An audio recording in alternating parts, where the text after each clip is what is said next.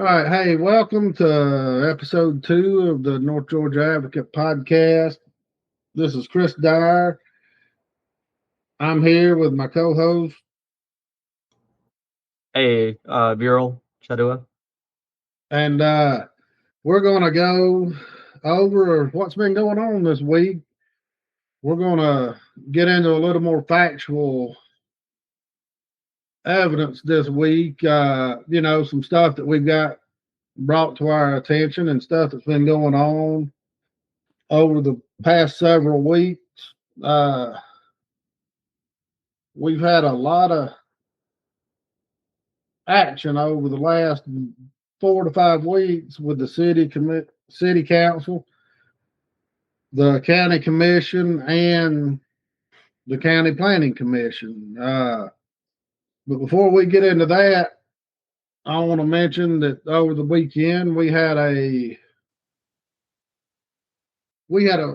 a booth out at Mule Camp Market for the Gainesville Jaycees put on. It was a great time with our charity of ACT-GA Incorporated. We're a charity that helps children with learning disabilities, and we got out there and made a lot of contacts and had a lot of fun, and just a good way to get away from everything. You can check out our website at actga.org, and we're going to start raising money and where we can advocate for children that are getting left behind in the public school system. And it's a good thing to get going. I seen Viral and his family out there. Did y'all have a good time at Mule Camp this weekend? Yeah. We had a pretty good time. It's the first time for my wife, and of course our 4-month-old. So good time. Yeah, there was a lot of people there this weekend, and that was This is actually my first time since it's moved off the square. So that was something new for me. Yeah, it was new for me as space. well. I used to go to it on the square, but the last couple of years it's been at the Midway Greenery or whatever it's called. I hadn't been. It just so happened to where I had things going on, and it was a lot more laid back than it used to be. Yeah. Up on the square, you were packed in like you were in a clown car. I mean, it was. Yeah. It took you 2 hours just to navigate around the square. Yeah. And if you were claustrophobic, you were just in trouble. I mean, well, it made sense to do it on the square when the fourth side was still the fourth side and that building wasn't there. So, but now it's it'll get a little too crowded, and I doubt the city would even sign off on letting them do it there anymore. So I'm glad they found a new space to do it, and it's much more open. They can have more vendors, and the public's, they can go up and down that trail to kind of explore the trail a little bit. And so that was our first time on the trail too. So it's a good way to explore that part of the city. If you've never been, that general area, and then you get to meet a lot of the vendors too. So it's pretty cool. You do, and it's laid back. All the vendors were good people. They seem to be, and I was shocked that it was lined on every part of the sidewalk, all the way from NoFo Brewing, all the way up to the new apartments they built at the start of the greenery. I mean, yeah, by the police station or the police station. And if they had registration open longer, they probably could have sold it all the way down to the old Jekyll Brewing. Yeah, on the other, possible. Yeah, across the street to go down all the way down to Industrial Boulevard. I mean, it was, there's a little bit of everything out there. So, all right. Well, you get to talk to anybody about early voting? Yeah. Getting started? Yeah, early voting started today, and for some reason, I don't understand it. The elections board decided to have the first couple of weeks at the Gainesville Civic Center only. So early voting is only at the Civic Center? Yeah, and then starting the weekend of the 25th, I think. It's and then the next week it'll be at all the conventional early voting sessions. You know, the Civic Center, you can do it in Lula, Claremont North Hall Community Center. Let me see. So early voting dates,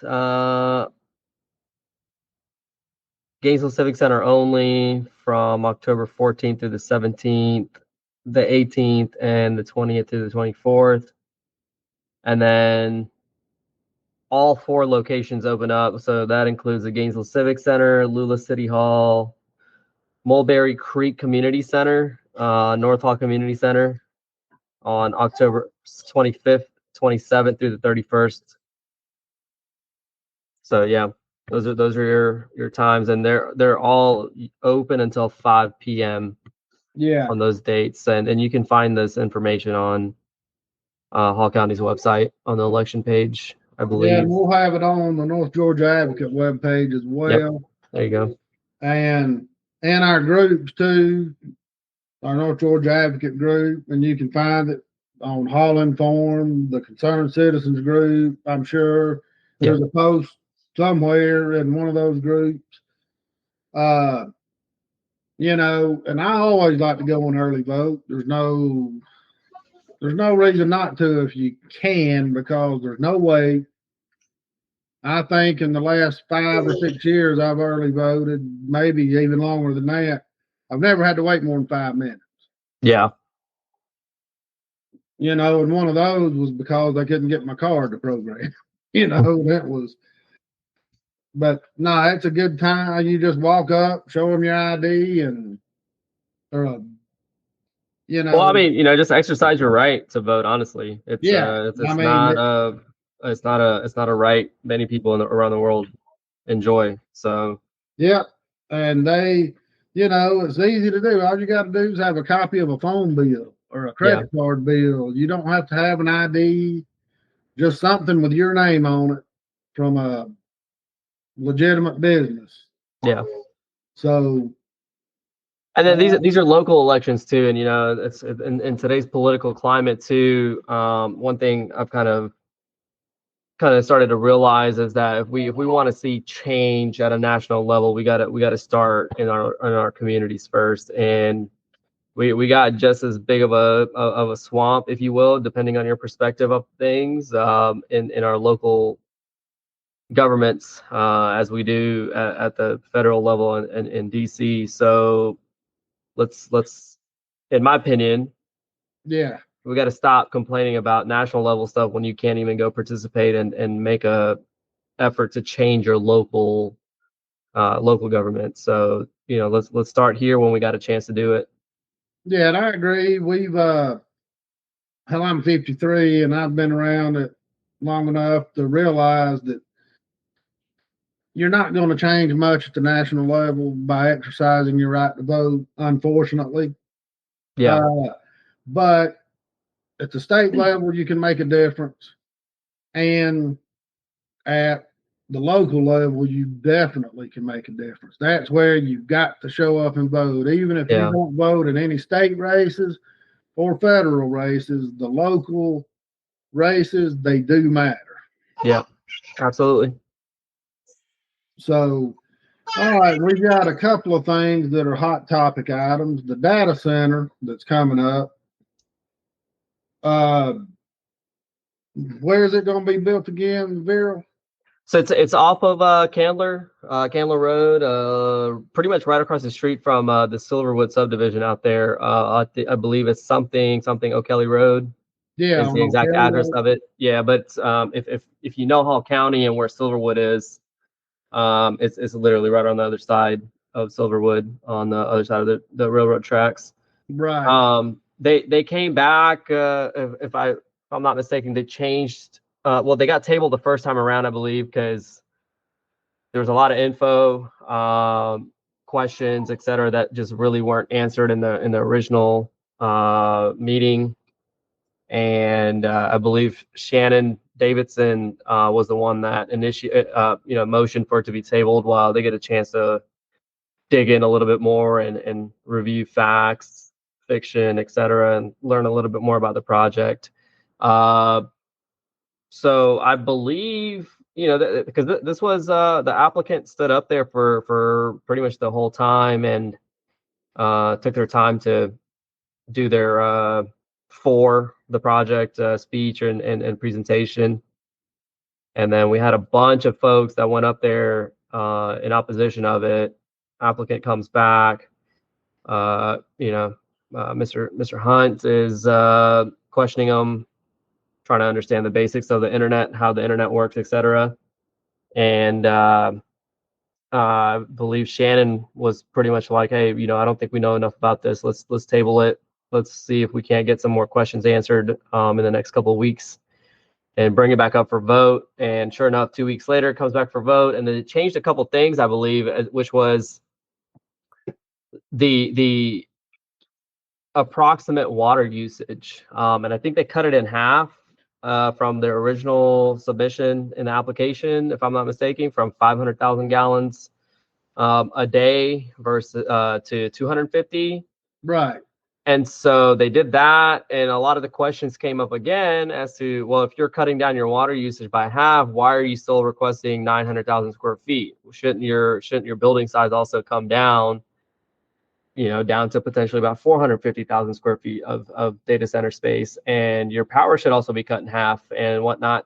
And I have a little bit, I'm not an expert in the data center industry by any means, but I have a little bit of knowledge in it, and the tech changes so much. There's different types of cooling methods. There's just so much that goes into it that I don't know necessarily if the applicant could really even answer these questions. And to kind of provide a little bit more context too, I have serious doubts that the applicant themselves are going to be the actual developers of this project. Right.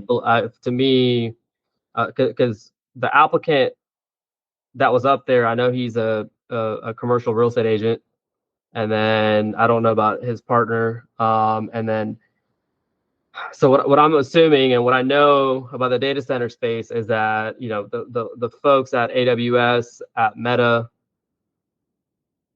they pretty much don't want to be the face of these projects anymore in local communities because they don't want to deal with what's going on right now.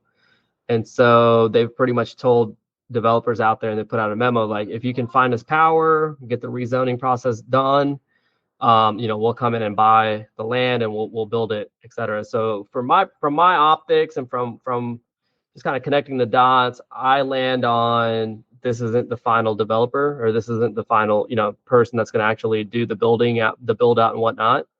And therefore, if they're not in the data center space or building data centers, I don't think they're going to really be able to answer, for one, truthfully, but second, 100% of the questions. Like, because there's just so much that goes into these things, and things change. Right.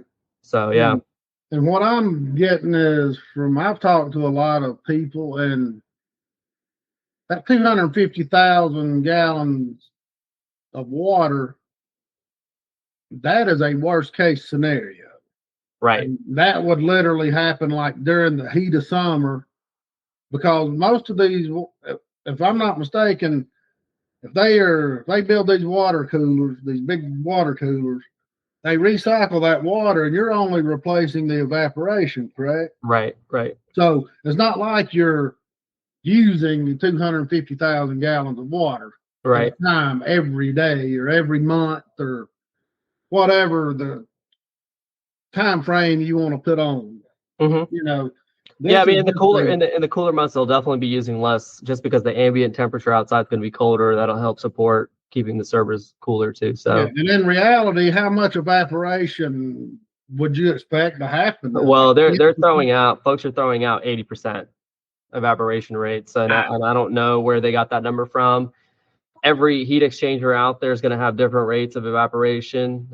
So and again, I don't think the applicant can go in front of the board or in front of the public and tell them, we're going to use this exact heat exchanger outside. So that there's that question too. Right. And that begs the question, why did they push this to the 23rd? Or whenever that meeting is, what, 23rd, 24th for October? Well, I think when it got tabled, I think what they decided to do was not to move the Board of Commissioner meeting for the project.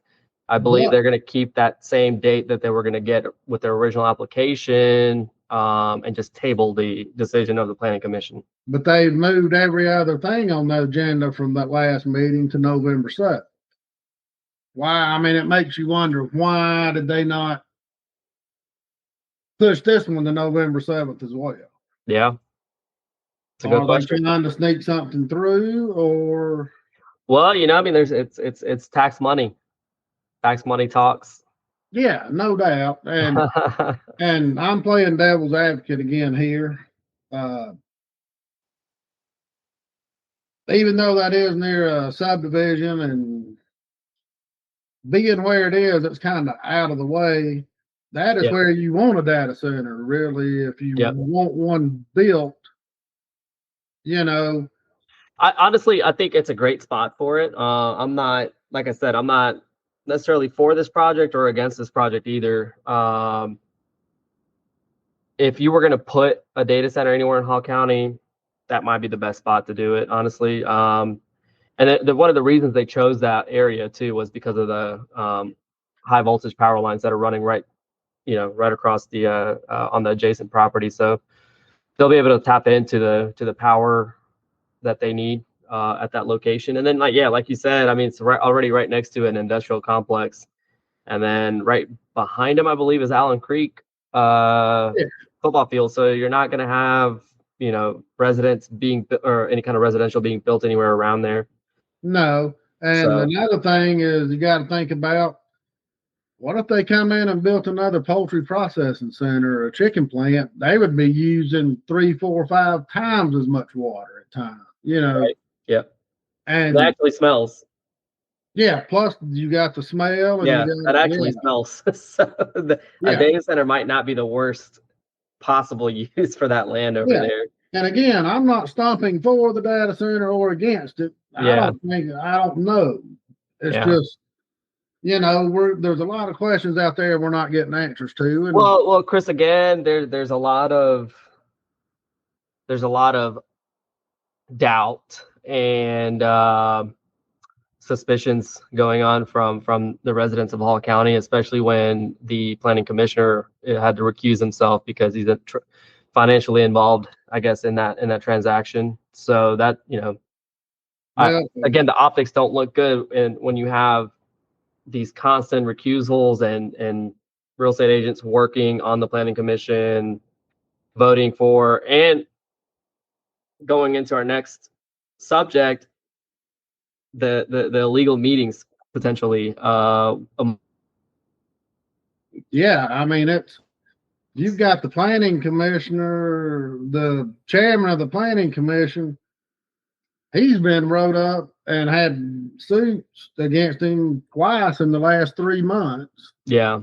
So like the optics just don't look good when you have stuff like that going on, and then you're involved now in this major controversial project that's knocking at the door in Hall County. And so and again, and another thing, so there's just constant layers of these bad optics that just keep stacking up against the planning commissioner. You have the data center project. Well, I'm sorry. Let me go back. So you have the whole recusal and the ethics violation that happened, or the complaint that happened. I'm not, again, I don't know if there was any actual ethics violation committed, but there was a complaint that was filed. Then you have these illegal meetings violating the sunshine laws, where you have more than 2 or more than 1 planning commissioner meeting. And well, not only that, but you have the planning staff, the director of the planning and zoning, and the deputy director, if I'm not mistaken, also meeting, and you have three planning commissioners all meeting right before this vote's supposed to happen. And funny enough, the only person that was questioning a lot from the data center applicant, Shannon, wasn't there that night when this vote went down. So it's take that for exactly. what you will, and yeah, And the thing is even though these members are not elected, they're appointed by the Board of Commissioners. right, right. And And then they you would suspend them. think that, and you would think that these guys would work in concert with whoever appointed them. But how many times have we seen the planning commission deny something unanimous, then the Board of Commissioners Still approve come it. in and pass it unanimously? Yeah. Well, I think that just happened recently too. I believe off of Winder Highway on Yeah, it 53. did. Winder, it was unanimous against, and then they went unanimous, or 3-1 for. Yeah, I believe Greg Poole was the only one that voted against it. yeah. I think it was 700 homes or something like that, and 1.7 million square feet of warehouse space or industrial space. And you're talking 0.3, a home every 0.3 acres or something. Yeah, And yeah. then So, you know, and I've been a part of these meetings too, Chris. So, just a little bit of insight is okay. You get denied by planning and zoning. Of course, they don't have the final say. You would think they do. They would kind of go in hand with what the planning commission says. But with Hall County, we seen that that's not the case very, very often. and all these may be independent things, but first we had the 6-month moratorium or stoppage for any development, new development. Yep. Then you got the planning commission. This isn't the first time it's happened. They were so arrogant, and so I won't say arrogant. They were so comfortable in what they were doing that they were doing it right out in the open, just basically daring somebody to, they didn't care. Yeah. They were not worried about getting caught. Right. And they just happened to have Jody White was just there to see him. To catch them in the act. Yep. And catch them in the act. And from what I understand from sources, they've got 4, maybe 5 other times this has happened on video from the Hall County government buildings on cameras. So we know. Yeah, at least go do that in a private setting. If you're gonna do it, go do it in a private setting. Like, why are you doing this at the the go government across the street to the freaking Waffle House or something. Yeah. Yeah. Just say you're getting dinner before you go to the meeting or something. And then you don't bring in your top 2 staffers either, your top 2 employees. You're going to end up costing them their jobs. Well, they should know better. Yeah. If you're the director of the planning commission, I love Beth, but you gotta know better as far as what you're doing. But at the same time, they know how this town works with the good old boy network. You don't go against them either. You just kind of, they were in a bad, I'm not taking up for them, but I understand why they did it. Yeah. I mean, I'm happy to talk, both sides and kind of look at it from a no doubt. But the whole thing needs to be just cleaned out. Yeah. From Zach Probst all the way down. Because none of this happened. Everybody in that building knew this was going on. Yeah. I mean, if they didn't know if it was going on, they need to be let go for not being aware of their surroundings. I mean, it's just hard to believe that nobody in that office didn't know. And you put in the 6-month moratorium, then the planning commission doing all this crooked stuff. It makes you wonder, is the Board of Commissioners what are they gonna do? Are they gonna act like a true planning commission and wear 2 hats? Or they're basically just gonna rubber stamp stuff to get it straight to them to get it pushed through? Yeah. Well, so that's kind of my question, or would be my question, I guess, to the county is what is the purpose of the planning commission at this point, or really ever, if the final say really ends up being in the Board of Commissioners seat. Yeah, I to me, it mean, doesn't make sense. I've said that from the get go. Why is the planning commission there? Yeah. You've They're already really got to supposed to get, do your homework for you and then, pretty much bow tie but the but this you got to application. go, but you got to go before the staff anyway to start Right. with to get it through those. Then you got to go to. I mean, you can go to the staff and then go straight to the board of commissioners. At this point, Yeah. there's no reason for the planning commission to be there. That's just wasted taxpayer money Yeah. because they have no real purpose when they put in, and even the board of commissioners when they put in, say, these setbacks, or they put in conditions of things that have to be done for these subdivisions or commercial properties. Who goes back and checks to be sure they're done?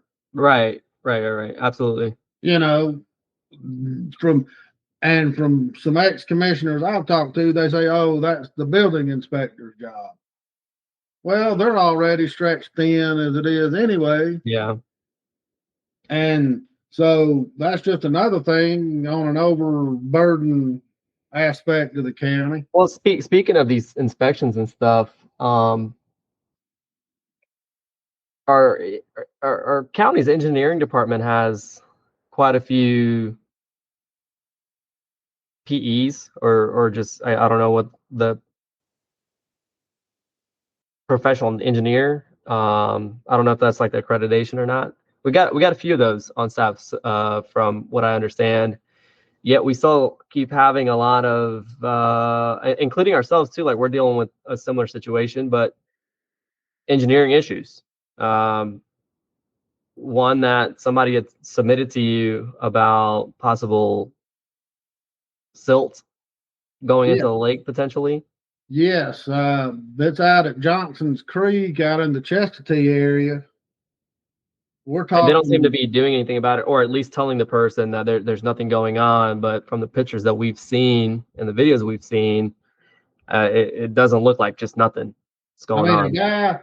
the guy was supposed to put in like an 18-inch culvert to help run off from his property because he was having some flooding issues or water standing in his backyard, and he ended up bringing in 1,000 and what is it, 1,350 yards of dirt. That's 2.7 million pounds of dirt put in his backyard. That a lot of it ran off into Lake Lanier. And we're going to start digging into this a little bit more because he went to the Corps of Engineers, he went to the county, he went to the EPA, and they're all passing the buck, putting it on other people. And So let me share the photos that you shared with me. So this looks like this is from 2021, July of 2021, supposedly. That's what the picture's titled as. I guess this was all the dirt that was in there. This person's backyard that wasn't finished, I guess. The work wasn't finished yet. And then same thing here, same thing here. And we could see silt fences and stuff. I don't know. I think you said he had mentioned something about this was already there from before. It wasn't part of this particular job or something. right, we're still getting all the particulars about that because he said there was nothing to stop the runoff. And we've got pictures that you can see the muddy water running off of the property. If we, Well, so these are from 2021, Chris, from yeah, according to this, and then you got fill dirt still entering the lake, and this is for 2023. So again, like this, does it show? Oh, hold on, let me move this, share this tab instead. There you go. So this is from 2023, and it yeah, doesn't necessarily look like this isn't, nothing like this. There's definitely dirt going into the lake here. And again, we're not 100% whether this is actually coming off that neighbor's backyard or anything, but just something that was brought to our attention because this person said that they've reached out to the county's engineering department. There's been And let me mention something too, again, just from experience right now, because we're going through it ourselves. Frank Miller retired not long ago. He was the head of engineering at Hall County, and so did Shrikant Yamala. Was also like a director or something. He's no longer there. So there's been a lot of turnover in the engineering department. So I'm wondering maybe if he gets another shot at it and gets a fresh set of eyes. So maybe come look at this and, oh, wait a second, like what's going on? Because like I said, Chris, I mean, we've been dealing with Hall County Engineering since 2021 for a stormwater pond off of Browns Bridge at one of our developments, and we're just now in the process of getting it figured out and agreed to by the county to let us do a small retention pond after a whole debacle with our previous engineer and whatnot. So a Yeah. fresh set of eyes, I think would do well here. And from what he told me on the phone is he's went back and back and back, and he even went to the Lake Lanier, the group that looks after the shores of Lake Lanier. You just told it to me a while ago. My brain's fried. Oh, the Corps? No, the people Engineering that department? no, the people that the Friends of Lake Lanier or whatever. Oh, Lake Lanier Association. Yeah, the Lake Lanier Association. Yeah. And they basically don't want any part of it. Mm. Now, I don't know, and we still got to do a lot of investigating. And he reached out to us because the guy that sent this to us, because he's in his wits end, he don't know where else to go. He didn't know what to do. And I'm not saying these new guys can't do anything or won't do anything. It's just, you know, do they have the resources? Number one. And number two, we know how the Corps, hell, they're trying to shut down all the parks. They were wanting to shut down all the parks around the lake. Yeah. Is it a thing because they're understaffed or is it misbudgeted? We don't know exactly what's going on, but you're looking at, if you've had those pictures, if all that silt had been running in the lake for 2 years, how much is still left in the dude's yard? Right. I mean, still going, yeah. because still going that strong 2-3 years later. Up until probably May or June, it rained almost, it seemed like 2, 3, 4 days a week for almost a year and a half. Yeah. We never went more than 3 or 4 weeks without having some rain. So and I'm assuming from this person's email, they've contacted just about everybody that they could think of and have exhausted their resources at this point. So maybe there really isn't anything, and maybe there might just be a little bit of over concern here. But from the looks of it, it doesn't look like it's nothing. And then another, whether it's the fault of our engineering department at the county or what I've been told is like the engineering department doesn't even really look over plans that are submitted. They send it to another third party, they sign off on it and whatnot. So again, why are we paying a bunch of engineers for one? That's just a random question in my head. Yeah, no doubt. But there's another erosion issue that's going on in between the Oaks, Miniature Oaks golf mini putt or something like that, and a new self-storage facility that's been built over there off of McEver, where there is a lot of dirt that's going into the creek, I believe, or something along those lines. There's a massive hole in the side of their development now, and I don't know if anything's going on with that. But again, this is, I would imagine this is something the engineering department maybe needs to be on the hook for too. If again, there's laws, just dealing with the county as it is, and lawyers and whatnot too. there's And what laws that people prevent the county from being responsible for stuff like this. right. And So what are we pulling permits for, Chris? yeah, no doubt. And what a lot of people don't bring in their thought process is the more concrete and asphalt you have, the more erosion you're going to have because Right.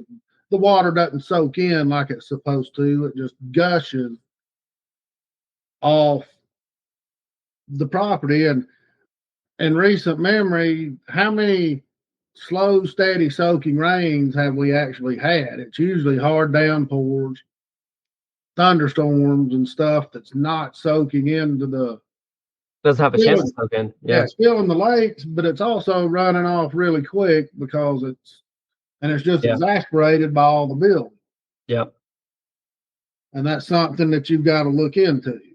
And, you know, that'll be something we're going to dig into over the next couple of weeks. We're going to try to set up a three-way call, hopefully, between us and the guy that sent us all this information so we can dig into it a little bit and get a couple other people that help us look at this stuff too, because we want to get a well-rounded perspective.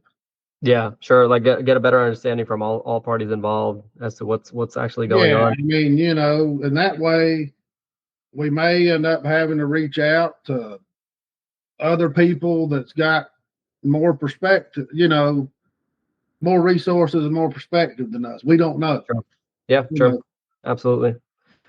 I'll reach out to my engineers too, see if they want to chime in and, you know, maybe off the record give me a take just on it. look at it. And I've got a couple of buddies that are landscape engineers and, you know, landscape design people, and I'm gonna get them to look at it and just say they can just look at it and say, hey, yeah, something needs to be done, you know. Yeah. So What do we got next on our agenda, Chris? We got intimidation emails from commissioners now. yeah, from what I understand, some of the commissioners are trying to intimidate people that are exposing their corruption and Corrupt ways. Yeah. their conflicts of interest. Yep. You know, just like the chairman of the planning commission, him trying to say there's not a conflict when the company he works for is developing property that he's voting on. I mean, that's 100% pure conflict. Yeah. And just like the board of commissioners chair, Jeff Stowe, trying to claim there's not a conflict with several projects in the past and now, Cagle Road and others, you know, when his company that he works for is heavily involved. Yeah. Even if he does work in the insurance division and No, the but real estate division, everybody knows that the Nortons that run that, they know they have their pulse on every aspect of every part of that business, and it's a conflict. Yeah. Or it should be. You know. Whether it is legally or not, I'm not sure. Just, you know, from an ethics perspective, is I see it as a conflict of interest because there's not a day where Mr. Stowe's not running into a potential stakeholder in a project. Well, yeah, one way or another, indirectly or directly at, you know, while he's at work. Yeah. It's like, they're hey, in the same freaking office building on Green Street. I mean, you know, come on. It's hard to say that they're not talking about certain set projects, even though they're not supposed to be talking about it outside of right. And at least do it for transparency. Yeah. I mean, most of the people that are involved with all this think there are just a handful of families that are running this county anyway. They just put puppets on the county commission for the most part. Yeah. And if you want to get rid of that stigma, you know, do it for transparency's purposes. I mean, you know, that is one thing that the county's got to do better. I mean, the commission's got to do better. And enough's enough. And if you know, and if Stowe don't recuse himself on some of this stuff, there's going to be more ethics complaints against them, and they already know that. Yeah. They've Well, I been mean, I'd told. like to see this data center, how this is going to play out. Yeah, it's going to be interesting, and I'm going to be interested to see how Cagle Road plays out too. We've been hearing rumblings that another landowner in the area, I'm not going to mention names right now, but he's got adjacent land on the other side of Cagle Road, and they're going to try to come in and pull a end around and try to add an addendum or a change to the Cagle Road project to get it slid through that has not even been presented to any of the planning commission, the staff, or the board of commissioners yet. Is this a residential or industrial development? Yeah, that's just land that the guy owns up there. It's zoned residential agriculture, I believe. And he was at the commissioners meeting when it got tabled. He was there. As soon as that got tabled, he left. And that started everybody's wheels turning, that he was there to see what was going on, because he came in at the last minute. He just out of the blue showed up at the meeting and then leaves right after the Cagle Road got tabled. Yeah. And then people started digging a little bit, and he's got the land that's right next to where this is being built. That is interesting. I don't believe in coincidences. No, like absolutely this. not. You know, there's a reason he was there, and there's a reason, and something's going on. Yeah. And Cagle Road's getting a lot of pushback. But yeah, I mean, rightfully so. And we already seen how Stowe erupted and acted like a wild man at that one meeting that all the residents were there and they didn't, and they had to table it. And he was telling them if they couldn't, just to get out of the building. To leave, yeah. Please hurry up and leave so we can continue our meeting. Yeah. And that's not how a commissioner should be acting. Yeah. But, and that shows you they don't know how to act when the community pushes back. And those residents are just mad out there. Yeah. And Kathy Cooper's even admitted to several people in our group that she's never set foot on the property. And why would you vote for something when Greg Poole in his district, he don't want it? Yeah. You seem like you would default to him. You wouldn't want him voting against or for something in your district. And it's just a mess, and it's going to be interesting to see how this plays out coming down the line. Well, there's a lot of re-elections up for grabs, so we gotta act a certain way. Yeah, no doubt. And there's some rumblings going on that there's a group that trains soccer. They train out at Allen Creek.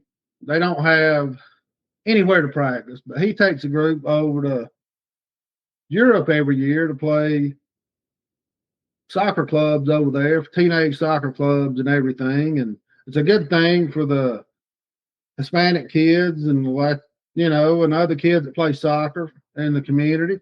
And they're wanting to build a practice field over on Centennial Drive over in there. And yeah, the chairman of the planning commission wanted him to vote against it when he had to recuse himself. And another said it was because of traffic in the area.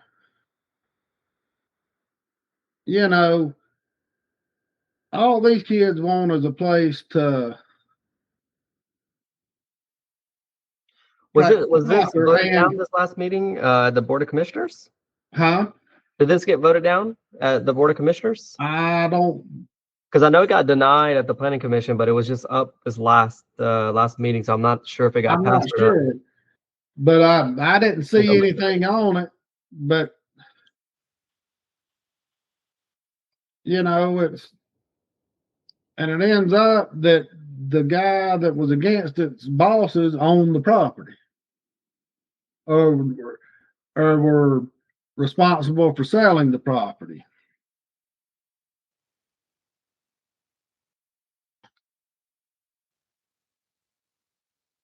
Give me 1 second. Let me see if I can pull this up real quick because I see it. Yeah, Vital Foods LLC. Let me see if they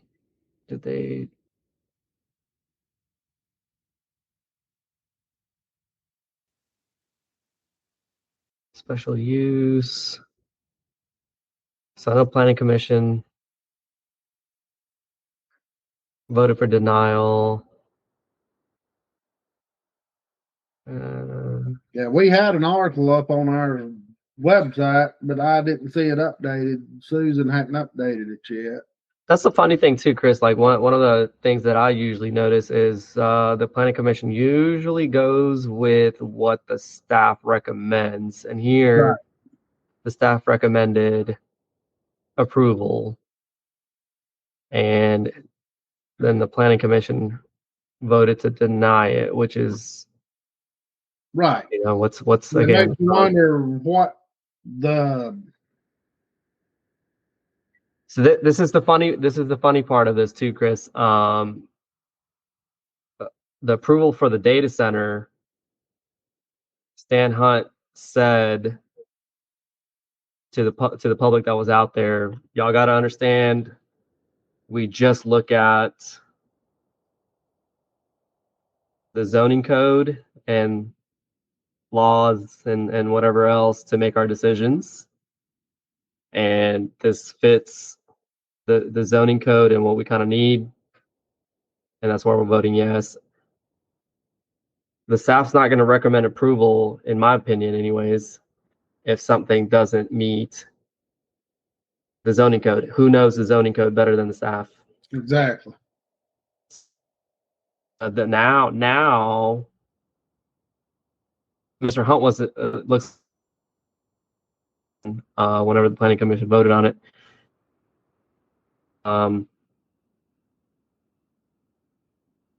The things that they were pushing here was, what about kids running out into the street and getting run over by one of the tractor trailers or something like that? You're not having practice when most of these businesses are in operation. So there's kind of a new invention that they've got called the chain link fence or something. They can keep people, they're not going to have that field up there without some kind of barrier around it. Right. It just, something's not right here. Well, yeah, I don't understand that. I don't see how the board voted on this. Unfortunately, I wasn't there. So yeah, I know. I didn't see anything either. I just assumed they tabled it over for some reason, and it may be on the November 7th agenda. do you think it got pushed? It may have, because I hadn't seen anything else against it. And I meant to bring it up last meeting, last podcast, but I forgot. This is so dumb though. We don't have the agenda of what's on the next voting meeting. Well, just until a the day couple of months ago, so they passed a thing to where they don't have to put it up till like a week before. So dumb. I understand state law has got to be up 20, at least 24 hours or something. 24 hours. You can't make any changes within 24 hours, but it's got to be up like 72 hours before it, and then no changes can be made 24 hours before. Plenty of changes on the agendas have been made from just from the 2 days that I've been there. Oh yeah, no doubt. And it's funny, at Mule Camp this weekend, we had moving on to our last thing, is the county was out there pushing SPLOST hard. Yeah. They had their own little booth, and they were giving away, with our taxpayer money, at least they were giving away 50-cent sunglasses, stuff you could buy at the Dollar Tree, like sunglasses and keychains and things, trying to butter people up. and telling them, we've got to pass SPLOST. If not, and they were passing out flyers that had printed front and back 4 pages, like a little brochure, and basically saying if we don't pass this, then property taxes are going up. Well, guess what? They approved it. So they did approve it. I just saw the minutes now. So it was did 4-0. They approved that one, and then a planning commission decision, which was a rezoning, no, a variance. Sorry. So yeah, that was approved also. But funny conditions though. All conditions of zoning shall be made a part of any plats created. There shall be a signage installed on Centennial Drive stating no parking on either side of the entrance. There should be a net installed at the end of the soccer field before the parking lot. And I would imagine they're going to do that anyways, but I'm glad. Yeah. Yes, that's in the conditions. And this is my favorite one right here. There shall be signage installed indicating no drugs or alcohol allowed on the property. So good on the Board of Commissioners for passing this, because I thought this was, like a pretty good use for that little, because it was a little random little piece of land on Centennial. So yeah, if you're not unable to really put another building or anything, 100,000 square foot warehouse or something like that, it's going to kind of match with what's already on Centennial. This was a pretty good fit for useless land almost. Yeah, let the kids use it. Yeah, absolutely. So yeah, it looks like they passed it. Kudos to them for passing it. I will say that. Yes. Sometimes they get it right. Yep. And well, back to the SPLOST thing. Don't let them fool you, folks. They're raising your property taxes anyway. Yeah. I mean, and it's just funny to me. I don't know a single person that doesn't complain about their taxes, property taxes, especially, because school taxes are just getting outrageous. You actually have a vote on this.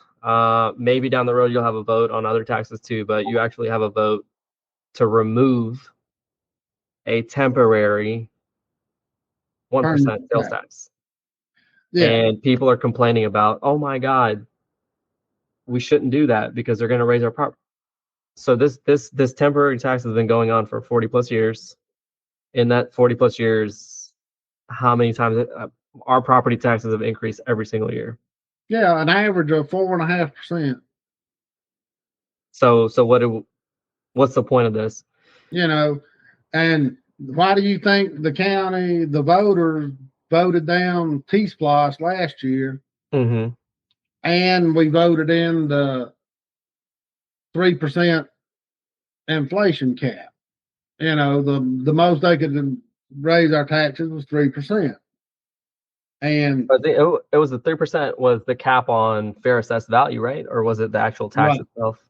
It was the raise of taxes, I believe. I'm not mistaken. Yeah, I wasn't too familiar with because the wording in that law was a little weird to me, and I know just about every county, every city was like opting out of it. Gainesville and Hall County was different because even if the state opted out, even if the Board of Education and the county opted out of the state 3% cap, Hall County had their own bill on there that is capped at 3% no matter what.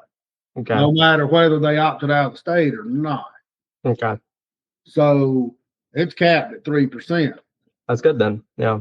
And the reason is because we had several people stand up at these Board of Commissioners, not the Board of Education meetings, raising Cain, saying that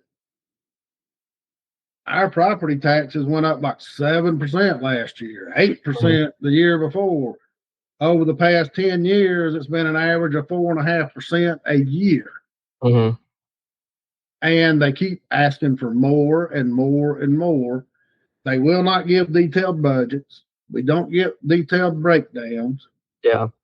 And the budgets you look at, I don't see how a CPA signs off on that, and the state can accept the budgets that are that broad. Don't get me wrong. I understand if you allot $10 million for school improvement,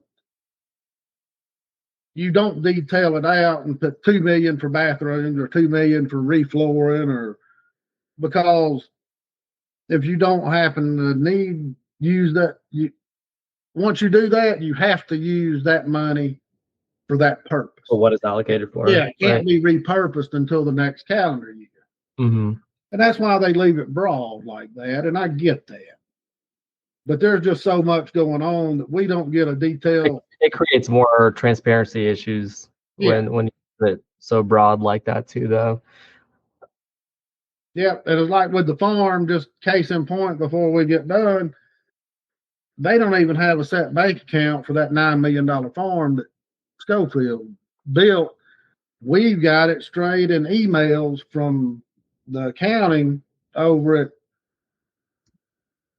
from Green Street stating that they pull from 4 different accounts. They don't have one account. How can you run a business when you don't even know where the heck the money's coming from? They're robbing Peter. It's like they're robbing Peter to pay Paul. They're trying to hide, they're trying to hide stuff for some reason. Chris, how long has Schofield been in office? 20 years. There you go. He does what he wants. Yeah, he's gotten comfortable in that position and getting what he wants. Yep, and he's case in point of why they went from electing, the state of Georgia went from electing superintendents to the Board of Education hiring them. And in theory, that's a great thing because that makes the superintendent accountable to somebody. When he's elected, you really couldn't do nothing to him until the next election. Right. Unless he got indicted or something. And did you see, hold on, while you're on that indictment, I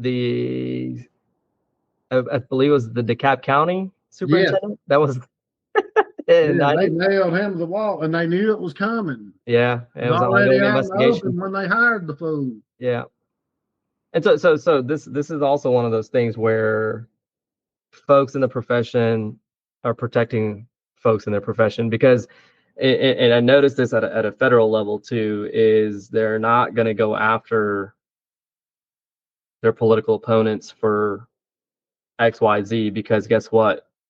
They're also doing XYZ, and you go after one, the entire domino falls, and the game's over for them. Right. So they're not going to go after their own. They're not going to go cannibalize their industry like that. So it's always going to take one person to say, you know what, enough is enough. Let's stop screwing the people over. Well, it's like case in point, and I'm not going to get into it deep, but the Epstein list. We knew that. It's been out there for 10 years. Now the Democrats raising saying, well, they had it for 8 years before Trump got elected. Why didn't you release it then? Yeah. The same thing with the Republicans when Obama was in office, or when Trump was in office the first time. That's the same thing.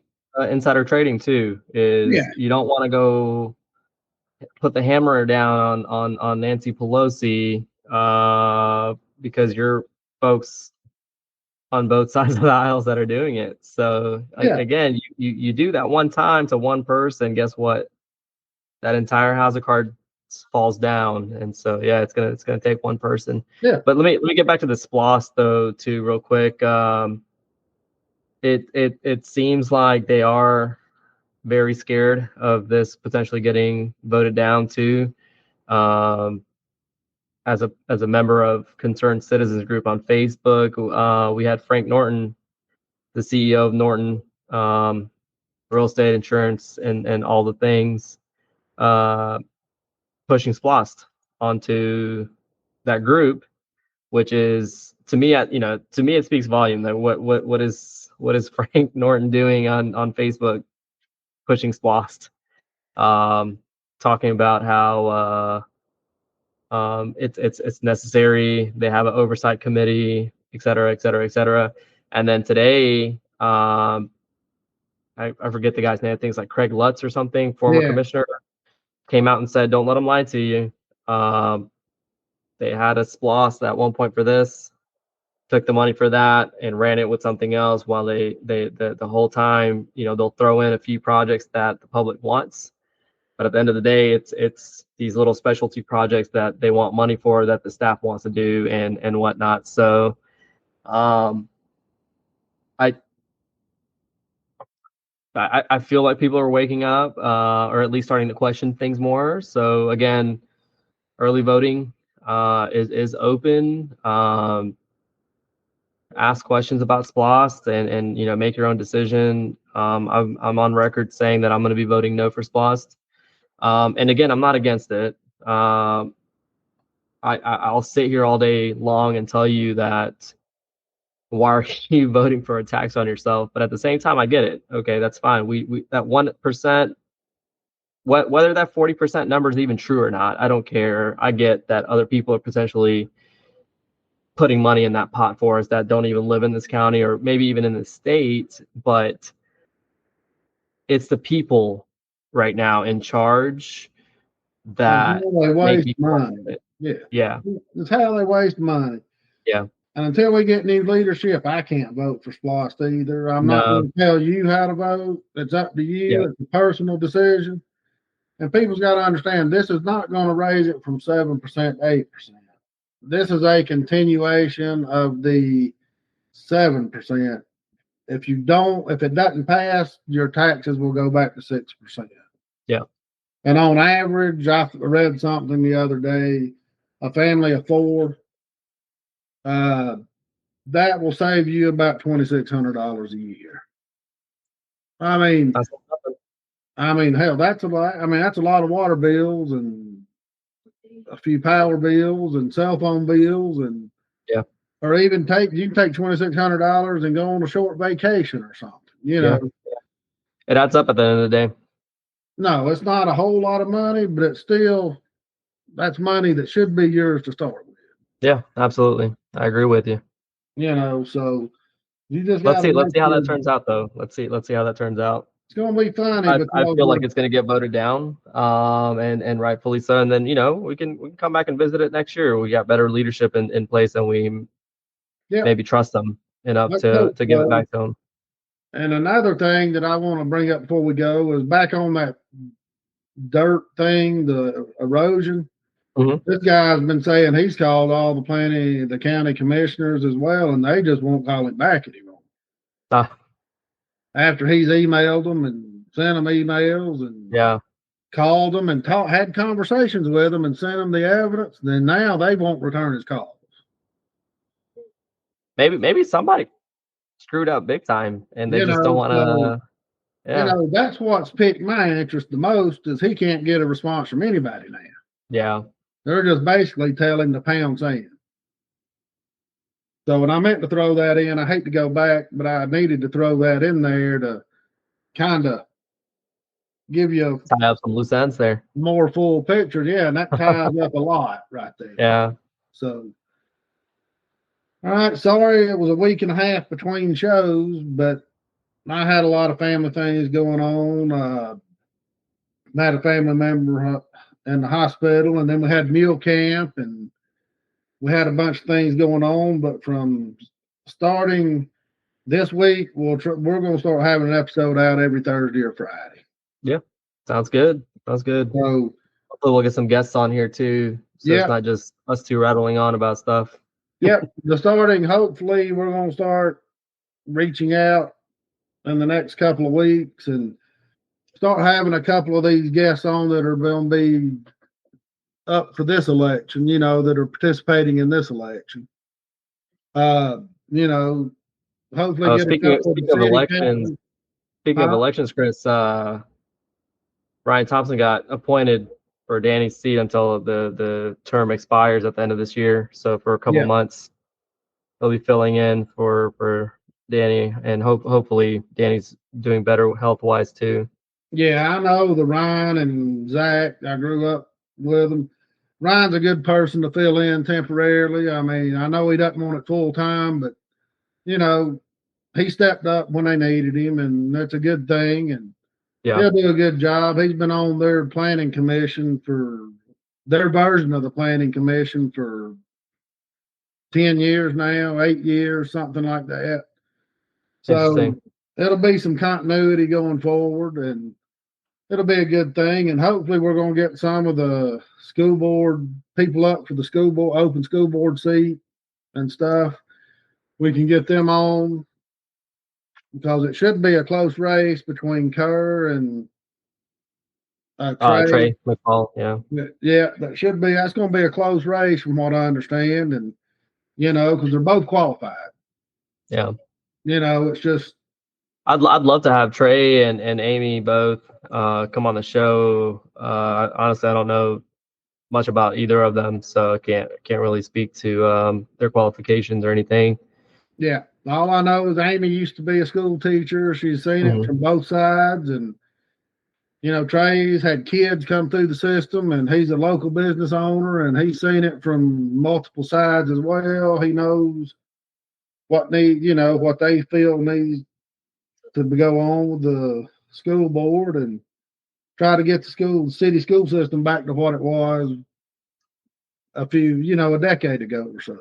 Sure. Yeah. Because Gainesville used to be a gem of a school system. It's kind of slipped, and now they're on the road to bringing it back to where it was. Yeah, to prominence. But yeah, I mean, been focused on athletics for quite some time. So, I feel like let's kind of focus back on education side of things too. No doubt.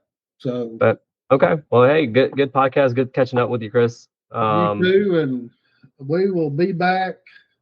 It's never a dull day in Hall County, it seems. Oh no, at least right now. Yeah, no doubt. We got a lot going on because if the AG gets involved in this planning commission thing, there's no telling what's going on. I'm hoping they're going to let them handle it locally.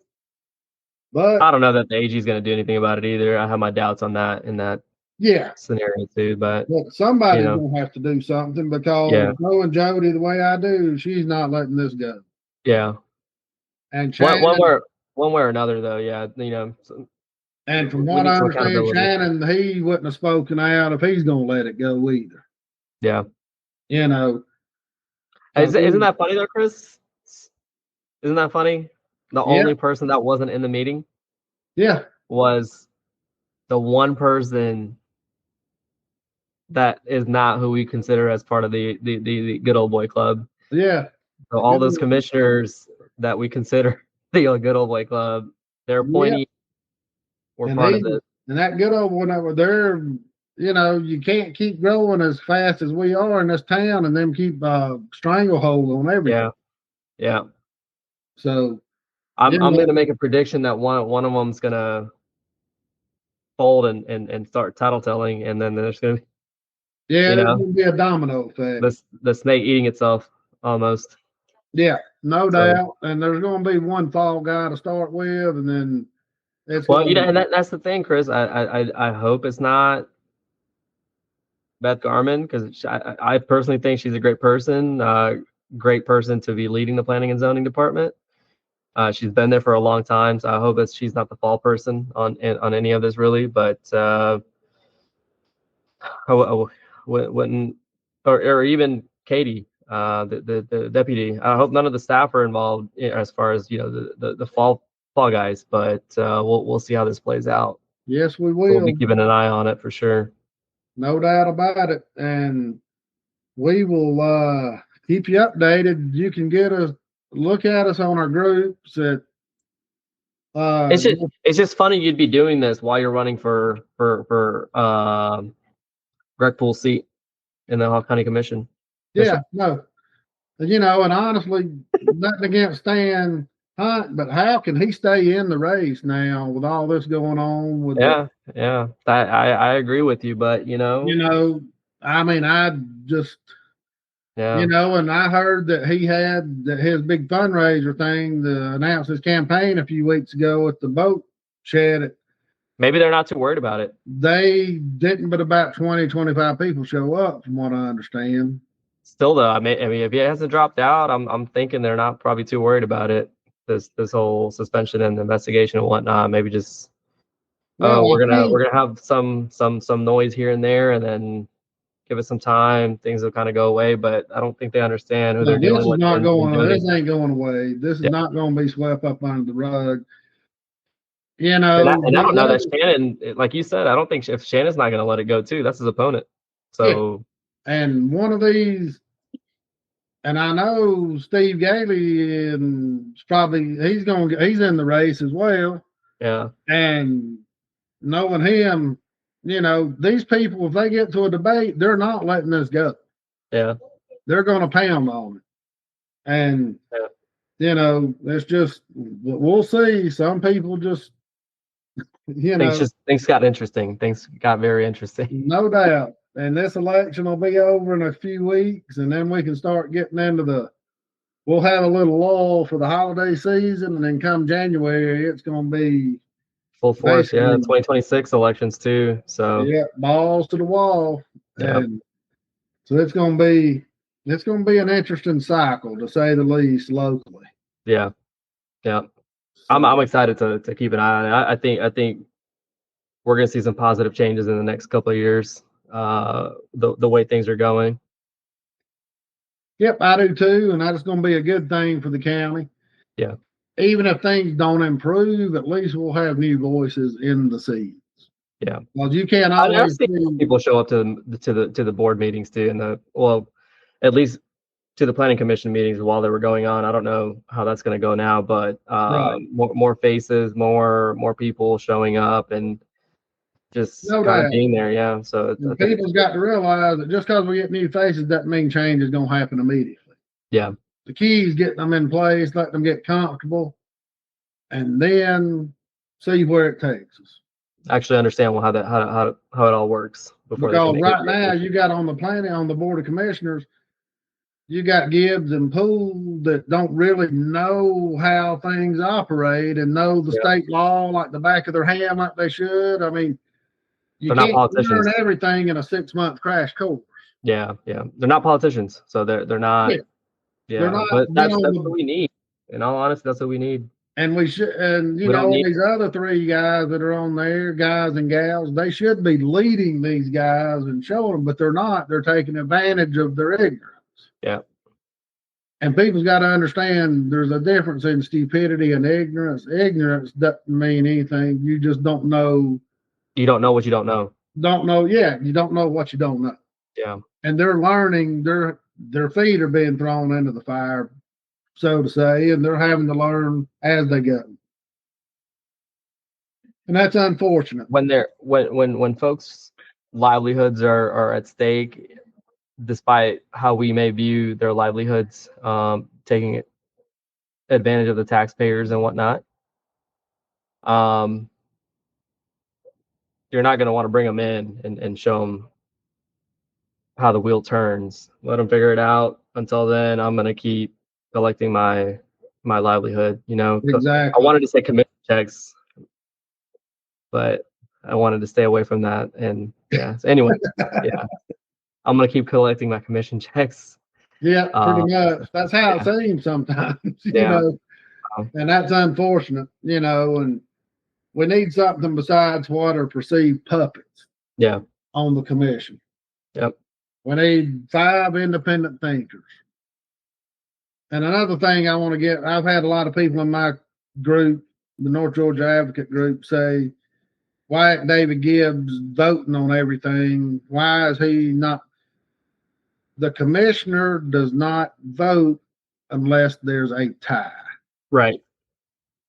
Well, they can, but there's no reason for he's got to stay impartial and be above it all. And then when there's a tie, that's when he makes his voice heard. Mm-hmm. He's just there to facilitate run and the then show. tie break. Yep. Yeah, he's there to run the show and be sure it's run correctly. And people in our group say, well, we don't know how he stands. Well, you voted him in there for a reason. Until he gives you a reason to think, to be that neutral person, you know, then don't worry about it. Yeah. We got to know where he stands. He should vote against this stuff like the others did or whatever. No, that's not his purpose. You know, so just keep that in mind, that the chairman is not supposed to vote unless there's a tie. Right. So with that said, we'll let y'all get out of here, and we will be back next week, and hopefully we'll have some more information on this soil stuff and some SPLOST, and we'll have a couple of guests lined up. Sure. Yep. Good talking to you, Chris. All right, you too. Yep. All right.